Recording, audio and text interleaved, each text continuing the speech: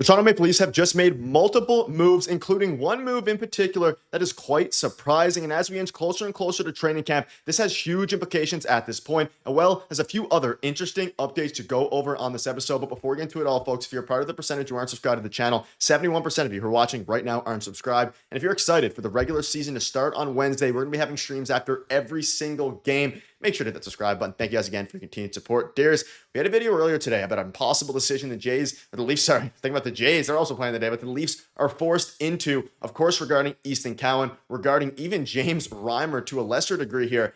They made some moves, and we alluded to it in the video earlier today that moves were coming. Folks, this one is, there's a couple names in here that are quite surprising. Now, you look at it here, you can see it was a big day for moves. But Matt Benning, Dakota Mermis, Michael Pezzetta, and Henry Thrun have all been placed on waivers. And if you're looking at this and a little bit surprised, there's two key players here. Now, Michael Pezzetta and Henry Thrun. I want to dive into Pezzetta in a minute here, but Darius, let's start with Henry Thrun. By far, the biggest surprise to me here. And you look at all the different lineups they have, all the different cap space that they have left, which is not a ton necessarily. And you look at the lines here. Henry Thrun seemed to be, at least in my mind, the seventh defenseman. They placed him on waivers. Would not be surprised at all if someone puts in a claim. No, and I think that there's a couple names on the list that I think are pretty safe to be going back down to the Marlies, right? When you look at Pezzetta, Dakota Mermis, Matt Benning. Matt Benning's an interesting one. He did play pretty well through the preseason, so I do wonder if he gets claimed, but I think they're pretty safe, those three guys, to be going back to the Marlies. Thrun as well, like I think he's going to end up clearing waivers, but it's an interesting one. But this tells us that obviously Phil Myers has won the job as the seventh defenseman at this point, right? They've made some moves, and now we have an idea of what Brad Treliving and Craig Berube want on the team and what's going to happen over the course of the next 24 hours, which they do have to do some things, and we'll figure out what the lineup looks like in practice ahead of the season opener. But to me, this tells me that Easton Cowan has made the team, and then again, that Phil Myers has won the job as the seventh defenseman. Now, for Henry Thrun, I think he looked pretty good in the preseason. I thought he, put in some good minutes. He looks like he could be a promising, young defenseman in the NHL. But I think this is actually a good thing because if he does clear waivers, he's going to play top line minutes with the Toronto Marlies with another guy who just cleared waivers and William Villanove as well. So this is I'm not, broken up about the fact that he's not going to make the team or anything like that. They obviously trust Phil Myers. He was with the team last year. Makes sense. So he's going to stay up as the seventh defenseman, Henry Thrun, and obviously the rest down to the Marlies. We hope that they don't get claimed tomorrow around 2 o'clock Eastern. Yeah, so a couple of things. You mentioned Henry Thrun. You can see here, no real surprises on the Leafs other than Thrun, but Myers always made more sense. Filled that role quite well last season. And with OEL taking more reps on the left side of the season, the right-handed Myers was a better fit. And, he played last year, familiar with, everything. Henry Thrun, I'm a little bit, not worried necessarily, but concerned if he gets claimed because I do think that he is a very solid and had a pretty good camp. And just to clear it up as well, for a lot of people who think that, why did they put Michael Pezzetta on waivers? They just signed him this offseason. One of the reasons they gave him a 2-year deal in the first place was to basically make it so most teams won't claim him. So that's probably why he's not going to get claimed on waivers. He has under contract for 2 years, this year and the year after. So that obviously will make it more difficult, I guess. Other teams are going to be less open to claiming it. But for Henry Thrun, yeah, their blue line is set. And you make a very good point there. Let's look at Easton Cowan. These are the Puckpedia lines. These are not our lines. So keep that in mind as well. That fourth line, I don't love it. And Michelli on the third line. There's a lot of ways and a lot of questions still to be answered here, but I do believe that this confirms Easton Cowan's, probably going to make the team here, and keep in mind Pezzetta's a fourth liner.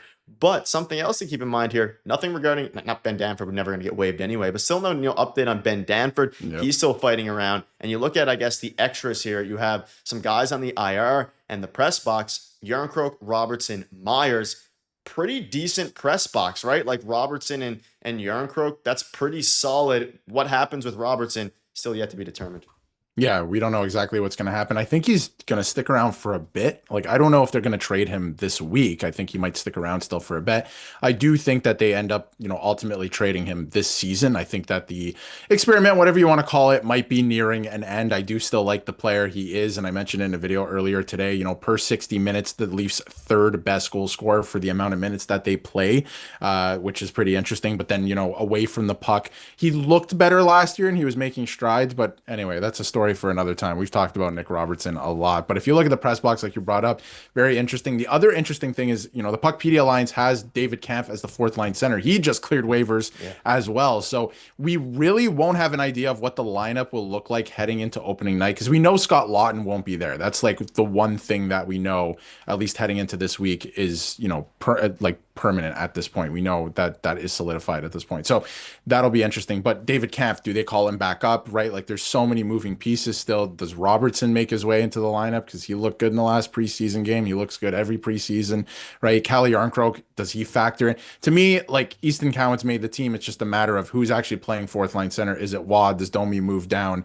And are they playing with things on the top line, right? So that'll be the most interesting thing. And the goaltending situation, still looking out for that. And like you mentioned, Ben Danford hasn't been sent down yet. And I think it's, it makes sense to a degree if we want to talk about that now. I mean, it does make sense where you want to keep this guy around as long as possible because he got hurt last year. He didn't get that experience. So you want him in training camp around the guys as long as possible, but you also want him to play games and get into games. So I do wonder if they end up giving him some games here, which could be interesting. He can play up to 9 games in the NHL this year before having to be sent back to the OHL, and they have to come before December 1st. So they can do that if they want. I do wonder if they're thinking about it. Some of the moves that they made today, they haven't sent him back yet. I think it's pretty interesting.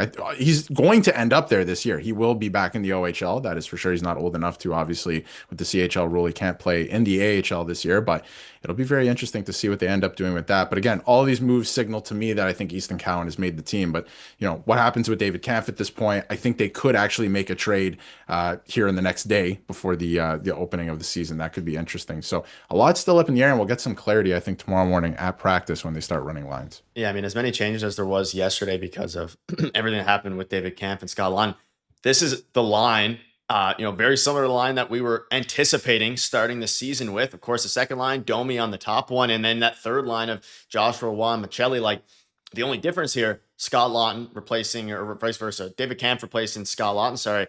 That's basically what we've been seeing for most of the, training camp. Now, obviously, that fourth line, Laughton versus Kampf, I would prefer Laughton. Like, one of the benefits of having Scott Laughton was that extra goal scoring ability that he and Steven Lorentz, showed. I don't love Cowan next to David Kampf. I don't think that provides a ton of offensive ceiling and offensive versatility for him to develop. But that's something that, guess what? That's in the hands of the coaches and things like that. And yeah, Nick Robertson, like, maybe they find a way to throw him and Easton Cowan on a line together. Would that work? Who knows? Probably not, but it could be something they do. Calle Yarncroke, the veteran, a lot of moving pieces here. But for now, Philip Myers is going to be what we assume is the 7th defenseman. Would have been interesting to see if they would have given Ben Danford a chance. Could still happen and give him those 8-9 games like they did with Fraser Minton a few years ago. But yeah, storyline of the day, Henry Thrun, the 24-year-old, is a good chance he's not on the Leafs in this upcoming season. Let us know down below what your thoughts are on this. We know Easton Cowan's ready for the NHL. People are talking about it, and some interesting moves have happened. This is the place to be for daily Leafs content. Thank you guys for watching. You guys are peace. Cheers.